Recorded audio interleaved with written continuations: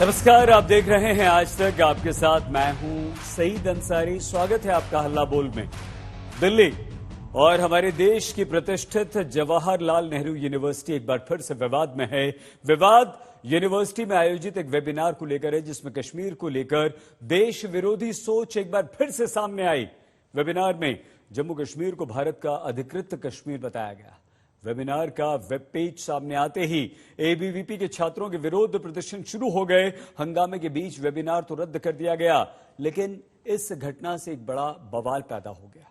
प्रश्न ये कि आखिर जेएनयू से बार बार देश विरोधी सोच और तस्वीर क्यों सामने आती है। तो आज हम चर्चा इसी मुद्दे पर करेंगे, लेकिन इससे पहले देखिए हमारी ये विशेष रिपोर्ट। जहां हुए बलिदान मुखर्जी,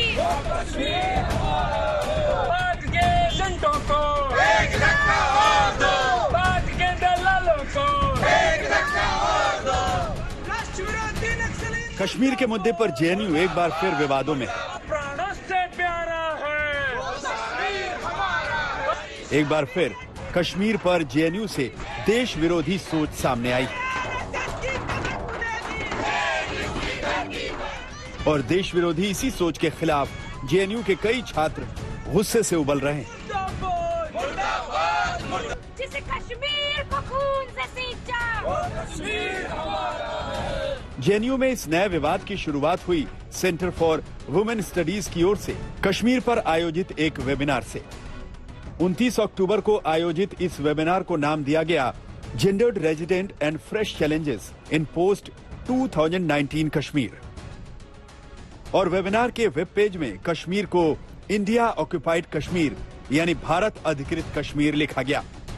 इस वेब पेज के सामने आते ही जेएनयू के एक कोने में कश्मीर के नाम पर पनप रही देश विरोधी सोच सामने आ गई और एबीवीपी के कार्यकर्ताओं ने इसके खिलाफ प्रदर्शन शुरू कर दिया।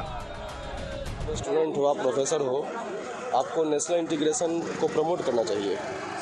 मतलब राष्ट्र एक हो, राष्ट्र एकजुट हो, उस भावना को प्रमोट करना चाहिए, लेकिन आप उसके खिलाफ कर रहे हो। आप इस देश में रहते हो, इस देश का खाते हो, स्टूडेंट हो तो हमारे कैंपस में हमारे टैक्स पेयर की मनी से पढ़ते हो, और आप कश्मीर को जो है हमसे मतलब अलग करने की बात करते हो। तो ये कुछ ऐसा चीज़ है जो हम नहीं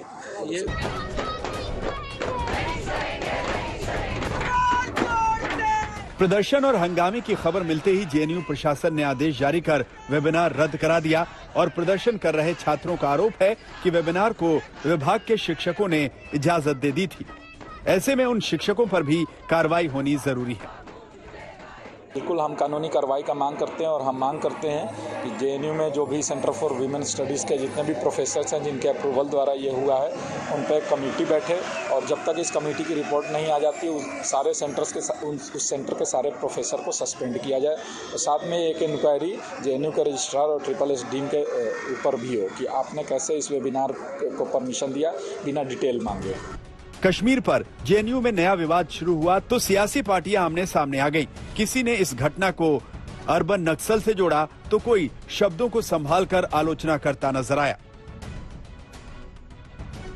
और दुख है कि आज भी यूनिवर्सिटीज के अंदर व समाज के अंदर विष फैलाने का काम अर्बन नक्सल्स कर रहे हैं। भारत की संसद का एकमत फैसला है कि पाकिस्तान ऑक्युपाइड कश्मीर को भारत में लाना है और कश्मीर की एक एक इंच भूमि भारत की है।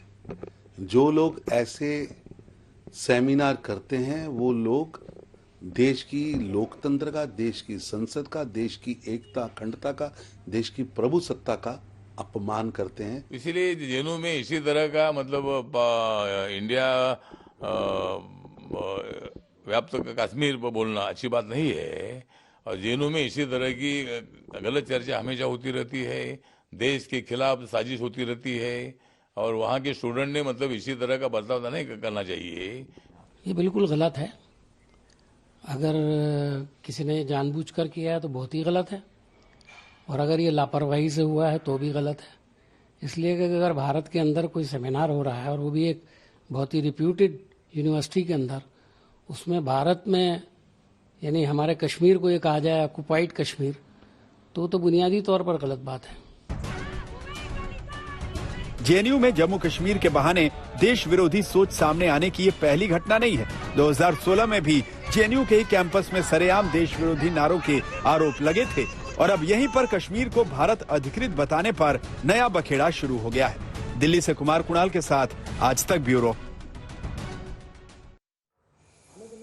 अगर देश की इतनी प्रतिष्ठित, इतनी बड़ी यूनिवर्सिटी में इस तरह की बात होती है, ऐसा कोई वेबिनार होता है जिसमें यह लिखा होता है कि इंडियन ऑक्युपाइड कश्मीर, तो ये बेहद बेहद गंभीर मामला है।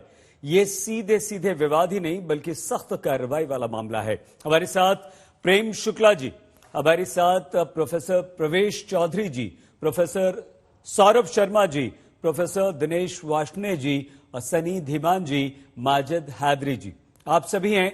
आप सभी को नमस्कार और आप सभी का बहुत बहुत स्वागत हमारे इस कार्यक्रम में। प्रेम जी, जेएनयू लगातार विवाद में है और आज तो बड़ा ताज्जुब हुआ। देखिए, हम अगर संविधान की बात करें तो संविधान में भी कश्मीर से कन्याकुमारी तक भारतवर्ष एक एक इंच भूमि हमारी है, इसमें कोई संदेह नहीं। हर भारतवासी को गर्व होता है। लेकिन इस तरह की अगर आवाज उठती है, प्रेम जी हम आपके पास आए उससे पहले प्रोफेसर प्रवेश चौधरी जी, क्योंकि आप जेएनयू से ही हैं और एक प्रतिष्ठित यूनिवर्सिटी से इस तरह के स्वर उठना, प्रोफेसर चौधरी, और उसके बाद उस वेबिनार को रद्द कर देना समझ में आता है। लेकिन ये स्वर उठते ही क्यों हैं? क्या आपका प्रशासन इतना कमजोर है? क्या वहां पर इस तरह की देश विरोधी सोच वाले लोग इतना हावी हो गए हैं कि जो मनमर्जी करते हैं? ये क्या संदेश हम हमारी युवा पीढ़ी को प्रोफेसर चौधरी दे रहे हैं? नहीं, ये प्रश्न तो बड़ा प्रश्न है, लेकिन जहां तक प्रशासन की बात है तो प्रशासन में जो सेंटर के जो इंचार्ज हैं, जो प्रोफेसर्स हैं उस सेंटर के, विमेन स्टडी सेंटर के, ये उनकी जिम्मेदारी है। क्योंकि वो जो भी कार्यक्रम बनाते हैं उस कार्यक्रम को अगर वो IQSC में भेजते हैं या जो वहाँ का जो सर्वर सेंटर है वहाँ भेजते हैं तो वो उसको अपलोड करने उनकी जिम्मेदारी है और वहाँ सारे कर्मचारी हैं। इसलिए प्रशासन की जिम्मेदारी इसके अंदर होना ये एक अलग विषय है, पर उनका नहीं हो सकता। दूसरा आपका प्रश्न है कि ऐसा होता क्यों है। तो देखिए, जेएनयू के अंदर, जेएनयू ही नहीं, जब से यूनिवर्सिटी सिस्टम जो हमारे देश के अंदर आता है, एजुकेशन के बारे में बात होती है तो हम देखते हैं कि जो कैरिकुलम है, जो सब्जेक्ट्स पढ़ाए जाते हैं, जो चीजें पढ़ाई जाती हैं, उन चीजों में पढ़ाते हुए ये तमाम सारी चीजें पढ़ाई जाती हैं। मैं आपको बताता हूं कि कहीं ना कहीं आप देखिए कि जब भारत के अंदर कश्मीर आता है, भारत का हिस्सा है कश्मीर, और जब वो साथ में जुड़ता है, विलय होता है, तो उस समय को लेकर के भी तमाम तरह के प्रश्न खड़े करे जाते हैं और इन्हीं विद्वानों के द्वारा खड़े जाते हैं। प्रोफेसर चौधरी, आप प्रोफेसर हैं, मैं आपको सर कहूंगा। मैं तो विद्यार्थी हूं आज भी, लेकिन जब से होश संभाला है सर, कश्मीर से कन्याकुमारी सुना है और ये भारत का अभिन्न अंग है, हिस्सा है, यही रचा बसा है। बिल्कुल। और मेरे जैसे इस भारतवर्ष के हर विद्यार्थी ने यही पढ़ा है प्रोफेसर साहब। वही तो क्या कहीं कोई ऐसा है, आपको लगता है ऐसा करिकुलम है, ऐसी किताब है, ऐसा पाठ्यक्रम है जहां पर ये हमें बताया गया? अगर है तो आज तक उस पर आवाज क्यों नहीं उठी? यही प्रश्न है ना, यही प्रश्न है कि पाठ्यक्रम के अंदर बदलाव, जो न्यू एजुकेशन पॉलिसी आ रही है वो इसी काम को करेगी, इसी काम को करेगी। आप देखिए कि प्रधानमंत्री जब अयोध्या के अंदर भगवान राम के मंदिर का शिलान्यास करते हैं, उसका पूजन करते हैं, तो वो एक अपने भाषण में क्या कहते हैं? उसमें कहते हैं कन्याकुमारी से क्षीर भवानी। जब कन्याकुमारी से क्षीर भवानी कहते, क्षीर भवानी कहाँ है? जम्मू कश्मीर के अंदर है। तो आप देखिए, कनेक्ट करने की बात करते हैं। और भारत की एक परंपरा रही है, कश्मीर के अंदर शैव दर्शन आया है, कश्मीर में राम के वंशज कश्यप रहे हैं, कश्मीर के अंदर बौद्ध मत का तमाम तरह का वहां पर जाकर उनका केंद्र रहा है। तो इसलिए कश्मीर को भारत से हिस्सा से अलग करना ये अलग है। दूसरी चीज मैं शायद भाई आपको कहना चाहता हूं कि एक तो हम ये कह रहे हैं, बार बार ये डिस्कोर्स में जाना चाहिए कि पीओजेके और अभी तो पीओटीएल हो गया और सीओटीएल हो गया, यानी कि पीओजेके पाकिस्तान ऑक्युपाइड जम्मू कश्मीर, जिसके लिए 24 सीटें आज भी जम्मू कश्मीर की विधानसभा में आरक्षित है, उसके लिए आरक्षित है। आप सोचिए कि हम तो आज भी उसको अपना हिस्सा मानते हैं, लेकिन यही जेएनयू जैसे संस्थान या दुनिया के देश के और तमाम संस्थान जहां पर ये वामपंथी विचार के लोग रहते हैं या वो इस तरह के विचार को फैला रहे हैं, जहां पर वो कह रहे हैं आईओसी यानी कि इंडियन ऑक्युपाइड कश्मीर, यानी कि जो हमारा हिस्सा है, जिसके लिए हम कहते हैं जहां हुए बलिदान मुखर्जी वो कश्मीर हमारा है और जो कश्मीर हमारा है वो सारे का सारा है। ये नारे भारत के कण कण के अंदर विद्यमान है। चौधरी साहब, हम भी कह रहे हैं, लेकिन आप भी प्रोफेसर हैं सर, आप भी वहां पर पढ़ाते हैं, आपकी भी जिम्मेदारी है। सनी धीमान जी, मैं आता हूं प्रेम जी आपके पास। सनी धीमान जी, भारतीय संविधान और जम्मू एंड कश्मीर की जो अभी बात की 24 सीटों की प्रोफेसर साहब ने, उसके बाद भी अगर ऐसी सोच उठती है तो हम इसे बहुत भावनात्मक तौर पर लेते हैं और हर देशवासी को लेना चाहिए। यह हमारी भावना से जुड़ा हुआ मुद्दा है। सनी जी, कैसे ऐसी बात कोई लिख सकता है, बोल सकता है, आखिर ऐसा कैसे हुआ?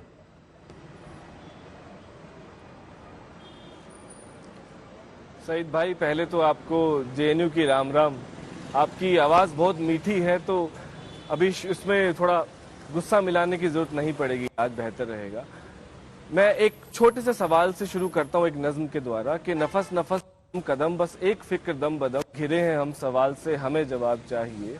जवाब दर सवाल है कि इंकलाब चाहिए, जहां किसान के खिलाफ साजिशें हो शान से, जहां बापू से नफरत प्रेम नथु राम से, जहां खौफनाक राज हो, जहां भुखमरी का तांडव रोज बेशुमार हो, वहां ना चुप रहेंगे हम, कहेंगे हाँ कहेंगे हम, हमें हमारा हक जनाब चाहिए। तू दिन के वादों का ना और एतबार कर, हर टूटी सांस हिसाब चाहिए। घिरे हैं हम सवाल से हमें जवाब चाहिए। जो ये कश्मीर का मुद्दा जेएनयू के ऊपर भी लाया गया, पहली बात, इसमें जेएनयू के स्टूडेंट का कोई रोल नहीं।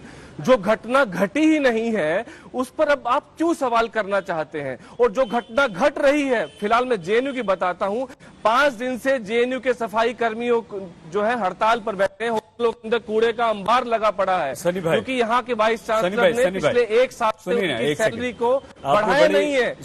ये देश का मुद्दा है। एक सेकंड, माफी के साथ आपको रो रहा हूँ, माफी के साथ। नहीं सर, एक सेकंड प्रोफेसर चौधरी, एक सेकंड। नहीं, देखिए, कोई नहीं रोकेगा आपको, जैसे प्रोफेसर चौधरी ने बोला, आपको भी कोई नहीं रोकेगा। लेकिन हम आज एक प्रश्न लेकर यहां पर हैं, समय कम होता है धीमान जी, और वो प्रश्न ये है कि क्या वो वेबिनार हो रहा था, उसका जो पत्र छपा गया उसमें इंडियन ऑक्यूपाइड कश्मीर नहीं लिखा गया? अगर नहीं तो आप उसे कह दीजिए, और अगर हां तो क्यों, उसके लिए जिम्मेदार कौन है और क्या ऐसा लिखा जाना चाहिए? बाकी तो देखिए, हमारा लोकतंत्र हमें स्वतंत्रता देता है। किसान बैठे हुए हैं ना 11 महीने से। है प्लीज जी, अपनी बात पूरी कीजिए। वो देखेगा। दूसरा, ये टाइपो भी हो सकता है, गलती भी हो सकती है। तीसरा, मैं आपको एक बात बता देता हूँ कि जो कोई भी यूनिवर्सिटी की परिकल्पना की जाती है, वहां पर बड़े से बड़ा सवाल जो उस यूनिवर्सिटी की बाउंड्री के बाहर नहीं किया जा सकता, उस पर बात होती है। बाउंड्री के बाहर नहीं किया जा सकता, उस पर बात होती है। अगर मैं नहीं मानता कि कश्मीर की जो जमीन हमारी है, कश्मीर लोग हमारे हैं, और अगर उन लोगों को कोई समस्या है, उस पर कोई चर्चा होती है, और उस पर चर्चा क्यों ना हो? देश में क्या लोगों पर अगर कोई समस्या हो रही है, उस पर चर्चा नहीं होनी चाहिए क्या? अरे भैया, अगर हो रही है तो अरे यार, हम पाकिस्तान में प्लीज होगी तो सनी भाई, आप एकदम डाइवर्ट कर रहे हैं यार। आप सिर्फ ये हमें बता दीजिए कि क्या गलती हुई है, बोल दीजिए गलती हुई है तो इंडिया गलती हुई है। ऑक्यूपाइड कश्मीर का जो मुद्दा है, ऑफिशियल स्टैंड है। एक सेकंड, इंडिया ऑक्यूपाइड कश्मीर, देखिए, हम तो नहीं मानते, इस देश का कोई शख्स नहीं मानता कि वेरी गुड। देखिए, ये कितनी अच्छी बात हुई, कितनी अच्छी बात हुई कि आपने ये बात कही। ठीक है, कश्मीर जेएनयू के जरिए आप देश के बड़े बड़े सवाल को दरकिनार कर रहे हैं। अरे सर, कर लेना, जब उस पर चर्चा करेंगे तब आप आइएगा, प्लीज उस पर भी बात करेंगे। कोई मुद्दा नहीं। ठीक है, ओके, बहुत अच्छी बात की आज आपने बहुत अच्छी बात की है, तो विवाद खत्म करने वाली आप बात कर रहे हैं, बहुत अच्छी बात है। प्रोफेसर सौरभ शर्मा जी, सौरभ जी, कैसे हुआ ये, कहां से आया और कैसे पता चला? और अगर ये खत्म हो जाता है, अगर आयोजक ये कहते हैं कि ऐसा नहीं है गलती से, तो क्या इसके पीछे कोई साजिश है? देखिए, सबसे पहले तो शाम को 5:30-6 बजे के पास हम लोग को पता चला।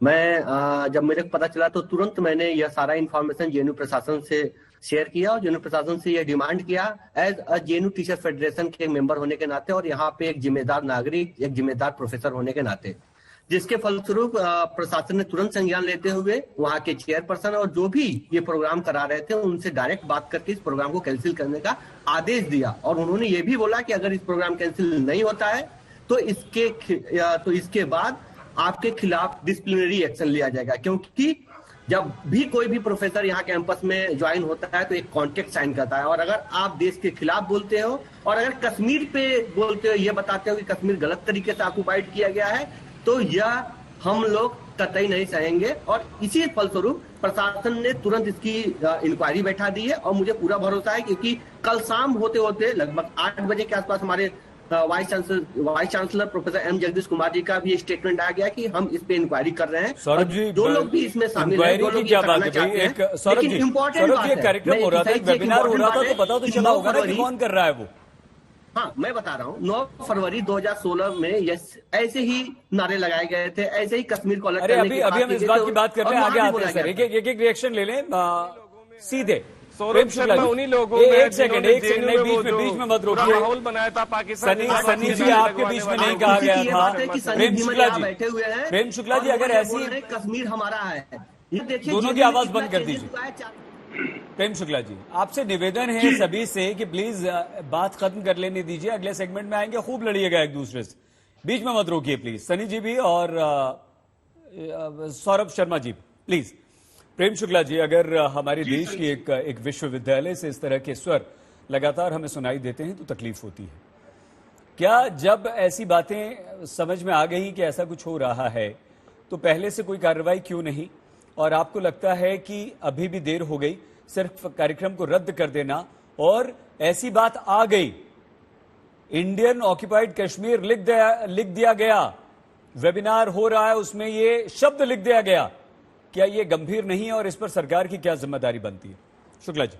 देखिए, निश्चित तौर पर अत्यंत दुर्भाग्यपूर्ण है, लेकिन जब तक कोई अपराधी अपराध न कर दे, अपराध करने के पहले उस पर कार्रवाई करने का प्रावधान भारतीय दंड संहिता में नहीं है, न भारतीय संविधान इस तरह की जो है अनुमति प्रदान करता है।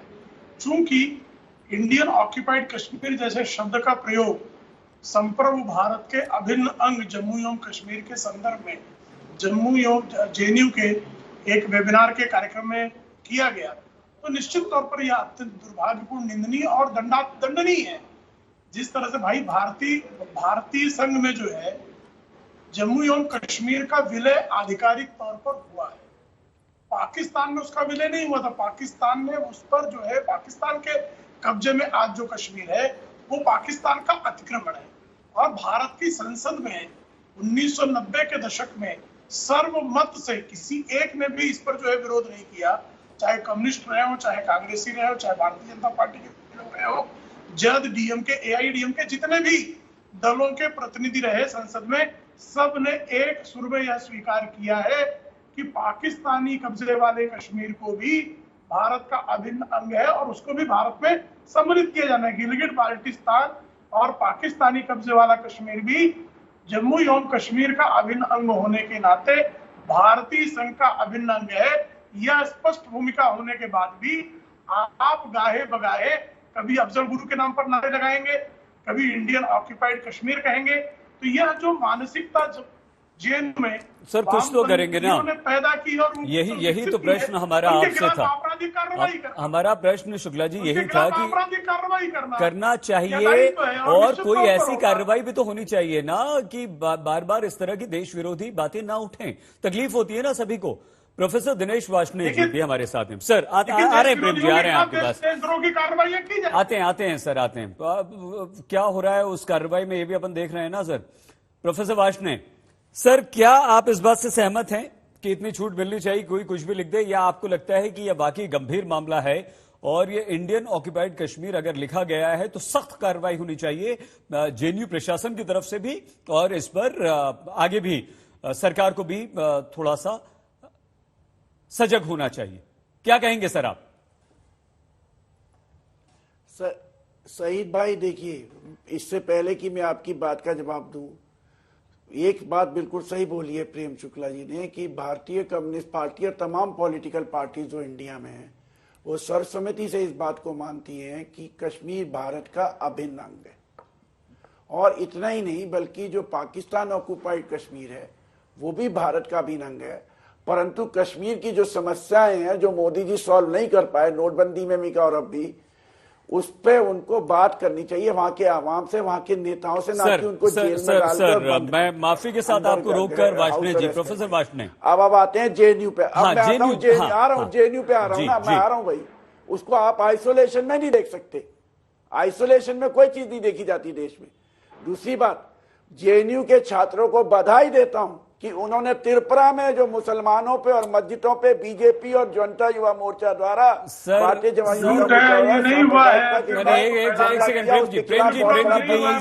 प्रेम जी प्लीज उसकी निंदा करते हैं हम जो त्रिपुरा में हुआ है। अरे सर पहले हम कर लेंगे ना। प्रोफेसर वाश ने सर आप सिर्फ ये बताइए कि क्या ये लिखा जाना चाहिए था, इंडियन ऑक्युपाइड कश्मीर लिखा जाना चाहिए था या नहीं, ये बताइए आप। अब आते हैं हाँ या नहीं सर? देखिए नहीं लिखाना चाहिए था, पर universities are matters for debate. University में अगर वाद विवाद नहीं होगा तो कहाँ होगा, मुझे बताइए कहाँ होगा? उन बच्चों को कैसे जवाब देंगे कि आप गलत कह रहे हो? जी बोल लेने दीजिए भाई, आप गलत कह रहे हो। वहां पे दूसरा सेमिनार ऑर्गेनाइज कीजिए। ये थोड़ी ना कि बीआईबीपी वाले लट लेके जाएंगे, टीचरों को मार देंगे और आज तक अरेस्ट नहीं हुआ। ये थोड़ी ना कि त्रिपुरा में मुसलमानों को मार देंगे। ये थोड़ी होगा कि आप स्कूल के बच्चों की बस चला देंगे, आपकी बात नहीं मानेंगे तो। ये आप गुंडागर्दी का राज आप चला रहे हो। इसको विश्वविद्यालयों को विश्वविद्यालय रहने दो। विश्वविद्यालय जो है आपके अखंड भारत की राजनीति को नहीं मानते। विश्वविद्यालय आपकी गंगा गाय गायत्री की राजनीति को नहीं मानते। विश्वविद्यालय खोले इसलिए जाते हैं कि लोगों में फिलोसफिकल अंडरस्टैंडिंग का। सर हम समझे नहीं, अखंड भारत की राजनीति को नहीं मानते मतलब अखंड भारत पर क्या राजनीति हो सकती है सर? कर दो, अखंड भारत तो है ना, उस पर क्या राजनीति होगी प्रोफेसर? अरे ये इनका भारत इनका अखंड भारत है। इनका भारत क्या होता है? भारत तो आपका, हमारा, प्रेम जी का, प्रोफेसर चौधरी, सौरभ शर्मा, सनी दीवान, माजिद हैदरी, सबका है क्या सर? भारत है विभिन्नताओं में एकता का देश, यूनिटी इन डाइवर्सिटी है ना। तो इनका भारत क्या होता है सर? इनका भारत कैसे हो सकता है? माजिद हैदरी जी ये नहीं मानते ना बीजेपी आरएसएस वाले। इनका अखंड भारत है। जो इनका मोहन भागवत जी कहने लगे सब हिंदू हैं। माजिद हैदरी जी ठीक है सर, आते हैं अगले सेगमेंट में आपको चर्चा का मौका देंगे प्रेम शुक्ला जी के साथ। 65,000 साल पहले भारत। माजिद जी क्या आप ये मानते हैं कि इस तरह की कोई बात नहीं करनी चाहिए, नहीं लिखनी चाहिए किसी वेबिनार के द्वारा, किसी सेमिनार के द्वारा, जहां पर पहले से अगर कोई मुद्दा, जहां अनरेस्ट है, वो अनरेस्ट और बढ़े और उसमें कोई ना कोई प्रॉब्लम और पैदा हो? मानते हैं आप माजिद जी ये बात? देखिए सैयद साहब, आपके प्रश्न का उत्तर देने से पहले मैं पूरे देश को, क्या पूरे विश्व को याद दिला दूं, क्योंकि आपका प्रोग्राम पूरा विश्व देखता है, कि ये जवाहरलाल नेहरू यूनिवर्सिटी की लिबरल और आउट ऑफ बॉक्स सोच है कि अभिजीत बैनर्जी जैसे नोबेल लॉरिएट यहाँ से निकले हैं, अमिताभ मट्टू जैसे एक ग्लोबली एक्लेम्ड एकेडमिक निकले हैं, और हमारी ही फाइनेंस मिनिस्टर निर्मला सीतारमन जैसे एल्यूमनाई हैं वहां के। तो ये उसकी आउट ऑफ बॉक्स सोच है। लेकिन अब आज जो हम बात करें जिस विषय पे, तो वो टाइपोग्राफिकल एरर का मामला नहीं। जेएनयू की सबसे बड़ी प्रॉब्लम, उसका नाम जवाहरलाल है। अगर इसी यूनिवर्सिटी का नाम वीर सावरकर क्षमा मांगता यूनिवर्सिटी होता तो आज आप इस पे बात नहीं करते। तो वहां इंडियन ऑक्युपाइड कश्मीर लिखा होता तो बात नहीं करते क्या? माजिद जी नुक्ता निकाला जाता है। माजिद जी ये बता दीजिए, अगर मान लीजिए वीर सावरकर यूनिवर्सिटी होता और वहां पर ऐसा वेबिनार होता जिसमें इंडियन ऑक्युपाइड कश्मीर लिखा होता उसके इनवाइट में, तो क्या हम डिबेट नहीं करते? क्या आप उसे क्रिटिसाइज तब नहीं करते? या क्या प्रेम जी या चौधरी साहब या सौरभ शर्मा जी, सनी जी उसे क्रिटिसाइज नहीं करते? प्रोफेसर वाजपेयी भी क्रिटिसाइज कर रहे हैं उसे। देखिए सैयद साहब, आप यही मेरे ट्रैप पे फंस गए। मैंने कहा वीर सावरकर माफी मांगता यूनिवर्सिटी, मैंने वीर सावरकर यूनिवर्सिटी कहा। अब देखिए बात क्या है, पिछले 6 वर्षों से जो इतनी बड़ी यूनिवर्सिटी है जिसने दुनिया भर में अपने ग्लोबली एक्लेम्ड एल्यूमनाई, वो 6 वर्षों से हर चीज में नूर में उत्सुकता क्यों निकलता है जेएनयू के बारे में?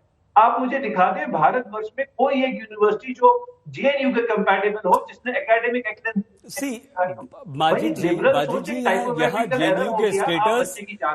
जेएनयू के स्टेटस पे बात नहीं हो रही है। हंगामा बना रहे हो, हर दूसरे दिन आप सेडिशन का केस ले आते हो जेएनयू में।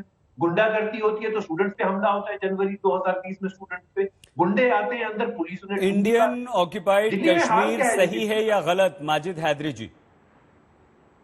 क्या चीज जी? अगर किसी वेबिनार के इनवाइट में इंडियन ऑक्युपाइड कश्मीर लिखा जाता है तो ये सही है आपकी दृष्टि में या गलत? हैदरी साहब जी देखें, ये एक सिंपल टाइपोग्राफिकल एरर का मामला है। इसका मतलब आप ये बड़ा मामला स्टूडेंट का है जो पिछले 3 वर्षों से लापता है, वो है कहां? वेबिनार किया जाना था इंडियन ऑक्युपाइड कश्मीर, उसमें लिख दिया जाता है। ये गंभीर मामला है। लेकिन उससे पहले एक और खबर इस वक्त आ रही है। पाकिस्तान की जीत पर जश्न मनाने पर गिरफ्तारी कश्मीरी छात्रों की हुई थी, जिसे लेकर महबूबा मुफ्ती ने प्रधानमंत्री नरेंद्र मोदी को पत्र लिखा है। पत्र में मुफ्ती ने प्रधानमंत्री मोदी से सरकारी सख्ती पर दखल देने की अपील की है। महबूबा मुफ्ती ने पीएम से छात्रों के भविष्य को बचाने का आग्रह किया है। ये पत्र महबूबा मुफ्ती ने लिखा है। माजिद हैदरी जी, क्या आपको लगता है कि महबूबा मुफ्ती का जो पत्र है ये तो ठीक है, उन्हें चिंता है अपने कश्मीरी बच्चों की, लेकिन अगर पाकिस्तान जीतता है तो उस पर जश्न मनाना क्या जायज है? जी देखिए, बहुत ही अच्छा विषय है। पाकिस्तान का जश्न मनाने से भारत का संविधान रोकता नहीं। Article 19 of the Indian constitution हर भारतवासी को इजाजत देता है कि वो किसी भी नागरिक, वो भारतीय हो या भारत के हो, उसके लिए खुशी मनाए, उसके लिए पटाखे फोड़े, ये उसका जाती अपना इंडिविजुअल हक है जिसकी इजाजत देश का संविधान देता है। एक ऐसा देश, माजिद जी, एक ऐसा पड़ोसी जो हमारे देश को कमजोर करता है, जो आतंकवाद को बढ़ावा देता है, जो बॉम्ब ब्लास्ट करता है, जो हमारे सैनिकों पर हमला करता है, जो कश्मीर को स्टेबल नहीं होने देता, जो कश्मीरी युवाओं के फ्यूचर को बर्बाद करने पर तुला हुआ है, उसके बाद भी हम जी, जो पाकिस्तान इतना कुछ हमारे देश के साथ करता है, उसी के साथ हम क्रिकेट मैच खेलते हैं, क्योंकि हमारे देश की सरकार वो क्रिकेट मैच की इजाजत देती है। मैं तो कहता हूं, जो क्रिकेट मैच हमारे देश की आन बान और शान पे कोई निशान उठाए, कोई उंगली उठाए, लाना चाहिए उस क्रिकेट मैच होने क्यों दिया हमारी सरकार ने क्रिकेट मैच? आप मुझे पहले वो बात बताइए। प्रेम शुक्ला जी, बेवकूफ बनाती है सरकार, प्रेम शुक्ला जी, लोगों को बनाती है। मतलब हाँ, पाकिस्तान के साथ क्रिकेट ये खेलते हैं। शांत हो जाए सेना को कहते हैं कि 15 अगस्त पे पाकिस्तानी सेना को मिठाई बांटो, पाकिस्तान से बातचीत करते हैं और यहाँ के मुसलमान जनता को परेशान किया जाता है। सरकार ने क्यों होने दिया क्रिकेट मैच? देखिए, सरकार द्विपक्षीय क्रिकेट मैच नहीं अलाउ करती है, लेकिन अंतरराष्ट्रीय टूर्नामेंट्स में भी हम नहीं खेलेंगे और उससे पाकिस्तान को फायदा करते हैं। ये पाकिस्तानी हित जो है वो माजिद हैदरी सोच सकते हैं, लेकिन सामान्य भारतीय नहीं सोच सकता। और ये संविधान की गलत व्याख्या कर रहे हैं। संविधान में शत्रु देश की जीत पर जो है जश्न मनाने का कहीं पर किसी प्रकार का विशेष उल्लेख नहीं किया गया है। संविधान को ये जो है अपने हिसाब से किसी भी तरफ पढ़कर उसे कोई भी अर्थ निकालकर यदि कोई गतिविधि करेंगे तो वो देशद्रोह की कार्रवाई का उनको सामना करना पड़ेगा, और देशद्रोह की कार्रवाई का सामना उनको करना पड़ रहा है। अब जहां तक बात कर यूनाइटेड नेशंस में पाकिस्तान पार्टिसिपेट कर रहा है, हमारी सरकार का यूनाइटेड नेशंस छोड़ देगा, भारत जीएटीटी छोड़ देगा। बीच में ना चिल्लाए, मैं आपके बीच में नहीं बोल रहा था। और शांति से नहीं कहा है कि पाकिस्तान शत्रु देश है। ठीक है, माजिद जी बोल लेने दीजिए प्रेम जी को। अच्छा, सुन लेते हैं, महबूबा मुफ्ती को सुन लेते हैं एक बार। अरे बोल लेने दीजिए ना माजिद जी, एक एक करके बात करेंगे। प्लीज कंप्लीट कीजिए। और ये सवाल, ये प्रश्न तो देश के लोगों के मन में भी आया ना प्रेम शुक्ला जी की, जब इतना तनाव है तो हम क्यों हमारी सरकार एक बार मना कर देती बीसीसीआई को, बीसीसीआई क्या मना कर देता सरकार को, गिरी साहब हम तो खेलेंगे ही खेलेंगे। सही भाई, मैं उसी का उत्तर दे रहा हूँ जी। हम उनके साथ द्विपक्षीय मैच नहीं खेल रहे हैं, लेकिन अंतरराष्ट्रीय आयोजनों में अब जो है हम उसके साथ बायलैटरल टॉक्स नहीं कर रहे हैं, लेकिन यूनाइटेड नेशंस में हम वो भी बैठा होता है, हम भी बैठे होते हैं। तो क्योंकि पाकिस्तान का हमारा विरोध है, हम यूनाइटेड नेशंस छोड़ दें, हम जो है कॉमनवेल्थ मैच की बात हो रही है, सीधे आम आदमी को समझाइए ना प्रेम शुक्ला जी। अंतरराष्ट्रीय, मैं वही बता रहा हूँ आपको कि अंतरराष्ट्रीय टूर्नामेंट में मैच की बात कीजिए ना, छोड़ देते तो फायदा होता ना, पाकिस्तान का फायदा करने पे शहीद हमीद तैयार हो सकते हैं, शहीद हमीद को लाभ हो सकता है, यहाँ पर जो है चौधरी को लाभ हो सकता है, लेकिन सामान्य ठीक है, आपका सवाल, आपका जवाब हो गया। प्रोफेसर चौधरी, कोई भी अवसर नहीं। प्रोफेसर चौधरी, क्या जवाहरलाल नेहरू यूनिवर्सिटी का नाम जवाहरलाल नेहरू के नाम पर है? अगर वो वीर सावरकर या कुछ और होता तो ये इस तरह के विवाद नहीं होते? नहीं, ऐसा नहीं है। हैदराबाद में भी विवाद हुए हैं और तमाम जगह विवाद हुए हैं, लेकिन एक समस्या क्या है हैदरी साहब की, उन्होंने कहा कि सावरकर ने माफी मांगी। देखिए, मैं यही बात शायद बात आपको कह रहा था कि पाठ्यक्रम में इस तरीके की चीजें पढ़ाई जाती हैं जिस पढ़ाने के कारण से एक क्रांतिकारी को, जिसने आजादी की लड़ाई लड़ी, जिसने इतनी ज्यादा उस पर यातनाएं हुई, उस यातना करने जिस पे हुई, उसको आप कह रहे हैं कि वो सब जो है इस तरह से उसने माफी मांग ली। अरे जिसके बारे में गांधी लिख रहे हैं, जिसके बारे में इंदिरा गांधी लिख रही हैं, जिसके बारे में जवाहरलाल नेहरू कह रहे हैं, जिसके बारे में देश के तमाम बड़े बड़े नेता उसके सम्मान में बात कर रहे हैं, उस सावरकर के बारे में आप इस तरह के अगर प्रश्न कर रहे हैं तो इसका मतलब कहीं ना कहीं कैरिकुलम में बदलाव की आवश्यकता, ये मैंने पहले ही कहा। इसलिए और जवाहरलाल नेहरू का नाम प्रोफेसर बदलने से वाजपेयी दोनों के या पास आना स्वर्ग चाहेंगे। रखने से दिक्कत नहीं है, सनी दिक्कत जी, अब आपकी पाठ्यक्रम मानसिकता बदला की है। जाना चाहिए क्या आपको लगता है चेंज होना चाहिए? हंसी मत प्लीज। देखिए, ये उल्टी गंगा बहाने के मूड में है। कुछ दिनों बाद ये कहेंगे नथुराम गोडसे ने देश को आजाद कराया महात्मा गांधी की हत्या करके। ये जो आरएसएस के लोग हैं, देखिए सावरकर जो काला पानी की सजा काटने गए थे, उनको तो हमारा देश हमेशा सलाम करेगा, लेकिन जो वहां से 6 बार सॉरी लेटर लिखकर वापिस आए और फिर अंग्रेजों इंदिरा के गांधी ने क्यों लिखा था मुखबिर भाई उनकी प्रशंसा में? इंदिरा गांधी ने अंग्रेजों क्यों के कहा कि मुखबिर भारत बने माता के महात्मा सच्चे सपूत गांधी थे? की हत्या में मेरा उनका सन्निधि महात्मा मान से गांधी प्रश्न की है, हत्या इंदिरा में गांधी ने क्यों उनका कहा था कि वो योगदान भारत रहा है। माता के सच्चे सबूत है? नथुराम ऐसा गोडसे क्यों कहा था? जवाहरलाल नेहरू ने क्यों उनको सम्मान दिया था? सरदार पटेल ने उनके सम्मान में क्यों कहा था? सावरकर के बारे में कहा था। गांधी ने, महात्मा गांधी ने क्यों उनके लिए चिट्ठी लिखी थी? इसलिए आप कम से कम फैक्ट्स को जानिए, आप कम से कम इतिहास को ठीक से पढ़िए, क्योंकि आप इतिहास को पढ़िए ठीक से। इतिहास आपने नहीं पढ़ा, यही समस्या है। जवाब इसी बात को मैं बार बार कह रहा हूँ, ये जो पाकिस्तान परस्ती सोच, ये वामपंथ की सोच, ये देश विरोधी सोच, ये हो क्यों रही है? क्यों हो रही है? क्योंकि पाठ्यक्रम में बदलाव की आवश्यकता है। आया और महात्मा गांधी की हत्या में जिसका योगदान रहा है। और पहली बात मैं आज हम यहाँ कायरों पर चर्चा क्यों कर रहे हैं? हमें चर्चा करनी सन्नी, इस पर भी बहुत सारी समस्याएं हैं कि नथुराम गोडसे, नेहरू और तमाम सारा विषय कैसे आता है। प्रोफेसर सौरभ कुछ कहना चाहते हैं आप? आइए प्लीज। ये सारा विषय भी आपको जान लेना चाहिए। अंग्रेज यहाँ पर बैठे हुए हैं। एक मिनट सन्नी, एक मिनट। सईद जी, ये यूनिवर्सिटी किसी के भी नाम पे होती, और अगर ऐसा प्रोग्राम होता तो एज अ नेशनलिस्ट प्रोफेसर होने के नाते मैं इस प्रोग्राम का विरोध करता। और आप ये देखिए, जेएनयू में ये प्रोग्राम पहली बार नहीं हो रहा है, ये प्रोग्राम पहले से ही होता आ रहा है। जो 70 साल की जो 70 साल से एक एंटी इंडिया मूवमेंट चल रहा है, और पिछले 50 साल से जो जेएनयू में तमाम ऐसे प्रोग्राम होते आ रहे हैं। प्रोफेसर शर्मा को सुन लीजिए आप। प्रोफेसर शर्मा को सुन लीजिए प्लीज। भारत विश्व गुरु बनने की ओर अग्रसर है। प्रोफेसर शर्मा अपनी बात कीजिए। भारत विश्व गुरु नहीं बनना चाहिए, भारत विश्व गुरु नहीं बनना चाहिए। लेकिन आप लोग, सबसे पहले तो मैं बहुत खुश हूं कि प्रोफेसर शर्मा बात कीजिए। पिछले 5 साल के बाद आज यह माना कि कश्मीर इंडिया का एक अभिन्न अंग है। यही लोग 9 फरवरी में बहुत आगे आके बोलते थे, नहीं कश्मीर पे डिबेट होनी चाहिए, कश्मीर पे डिस्कशन होनी चाहिए। यहाँ पे कादरी जी, माजिद हैदरी जी क्या बोल रहे हैं कि मतलब टाइपो एरर हो गया था। दिमाग का एरर आप लोग पहले सुधारिए। कश्मीर में बैठ के जो पूरे यूथ को बिगाड़ रहे हैं और ऐसे लोगों को आप सपोर्ट कर रहे हैं, मुझे लगता है कि आपको एक बार दोबारा सोचना चाहिए। और जेएनयू में ऐसे लोग आज भी हैं जो देश के खिलाफ सोचते हैं, जो कश्मीर को भी मानते हैं कि वहां पे ऑक्युपाइड हुआ है। प्रोफेसर वाजपेयी क्या वाकई जेएनयू में ऐसे लोग हैं जो देश के विरुद्ध सोचते हैं? और आपको लगता है कि पाठ्यक्रम में जो बदलाव की बात उठा रहे हैं प्रोफेसर चौधरी, उस पर विचार कम से कम किया जाना चाहिए? ऑब्वियसली विचार किया जाना चाहिए। और जिस तरीके से एक तरफा यहाँ पे शर्मा, एक सेकंड पाठ्यक्रम पढ़ाया गया है, प्रोफेसर वाजपेयी, यहाँ पे एक सौरभ जी एक सेकंड प्लीज। सर सईद भाई, देखिए, पहली बात तो ये जान लेना चाहिए कि जो वीर सावरकर थे वो वीर नहीं थे, वो माफी वीर थे। अगर वो ये कहते हैं कि उन्होंने आजादी के आंदोलन, तो उन्होंने छूटने के बाद क्या किया? छूटने के बाद भी तो उन्होंने सांप्रदायिकता की, छूटने के बाद भी तो उन्होंने ये कहा कि इंडियन नेशनल आर्मी में मत जाओ, अंग्रेजों की सेना में शामिल हो। छूटने के बाद भी तो उन्होंने ये कहा कि अरे भैया, इंपीरियल होटल में गॉडसे को जो रिवॉल्वर पचवाई, वो किसने पचवाई? इंपीरियल होटल में गॉडसे को रिवॉल्वर किसने पचवाई? गांधी की हत्या के लिए तो बताओ ना, कौन थे वो 2 आदमी? वो किससे मिल के आए थे दोनों आदमी? पहले इंपीरियल होटल में गॉडसे ने गांधी की हत्या के लिए जो रिवॉल्वर पचवाई गई, वो 2 आदमी किससे मिल के आए थे उससे पहले? ये तो बताओ। और उसी सरदार पटेल ने आरएसएस बैन की थी।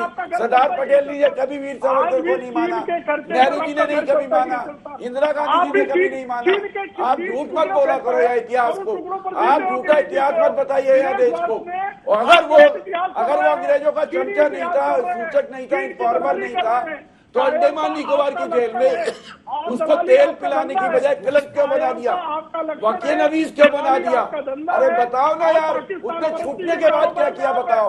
अगर वो माफी वीर नहीं था, अंग्रेजों का एजेंट नहीं था वीर सावरकर, तो छूटने के बाद उसने क्या किया ये बताओ ना? छूटने के बाद उसने वही किया जो अंग्रेज चाहते थे, सांप्रदायिक का फैलाना, हिंदू मुसलमान करना, टू नेशन थ्योरी को आगे बढ़ाना, देश को बंटवारे की ओर ले जाना। तो वो तो उसने किया और किसने किया ये सब? अरे उसी ने तो किया प्रेम शुक्ला। अरे तुम इतिहास को क्यों झुठलाते हो यार? आप तो पढ़े लिखे नहीं हो इस मामले में। का जमावड़ा जो है कम्युनिस्ट करना चाहते हैं, आपके चिल्लाने से इतिहास के पाकिस्तान अच्छा नेशनल गाइड के कागज प्रेम जी, प्रोफेसर वार्ष्णेय, आप दोनों को यहाँ पर हम रोक रहे हैं, और रोक इसलिए रहे हैं कि जेएनयू से एक बार फिर से एक ऐसा स्वर आया, एक ऐसी आवाज आई कि वो देश विरोधी स्वर था। और बार बार जेएनयू विवाद में क्यों? लेकिन प्रोफेसर चौधरी बार बार ये कह रहे हैं इस कार्यक्रम की शुरुआत से कि हमें अपने पाठ्यक्रम में बदलाव करना होगा, लेकिन प्रोफेसर वार्ष्णेय ये कहते हैं कि आप इतिहास को गलत पेश कर रहे हैं, कोई बदलाव की आवश्यकता नहीं। आप सभी का बहुत धन्यवाद इस चर्चा में शामिल होने के लिए, लेकिन देश की कीमत पर कुछ नहीं, देश की अस्मिता, उसके सम्मान के साथ कोई भी समझौता कभी बर्दाश्त नहीं। प्लीज अपना बहुत ख्याल रखिएगा। देखते रहिए आज तक।